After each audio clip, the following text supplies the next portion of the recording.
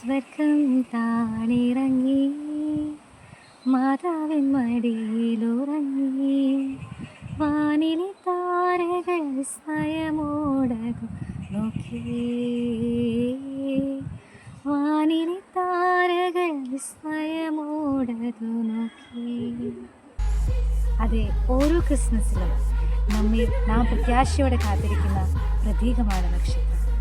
December 1 എല്ലാ വീടുകളിലും നാം കണ്ടുവരുന്ന വലിയ സന്തോഷത്തിൻ്റെ പ്രത്യാശയുടെ ഈശോ ജനിക്കാൻ നമ്മുടെ ഇടയിലേക്ക് വരുന്നതിൻ്റെ പ്രതീകമായി നാം നക്ഷത്രത്തെ വരവേൽക്കുന്നു.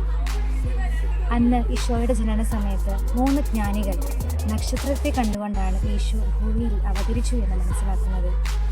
ജ്ഞാനികൾ അവരുടെ വിജ്ഞാനത്തിൻ്റെ പ്രഭയിൽ ഈശോ ജനിച്ചുവെന്ന് മനസ്സിലാക്കിയപ്പോൾ പാവപ്പെട്ടവരും പതിതരുമായിരുന്ന ആട്ടിടയർ ഈശോ ജനിച്ചത് മനസ്സിലാക്കുന്നത് മാലാഖയുടെ പ്രകീർത്തനത്തിലൂടെയാണ്. അത്യുന്നതങ്ങളിൽ ദൈവത്തിന് മഹത്വം, ഭൂമിയിൽ സന്മനസ്സുള്ളവർക്ക് സമാധാനം.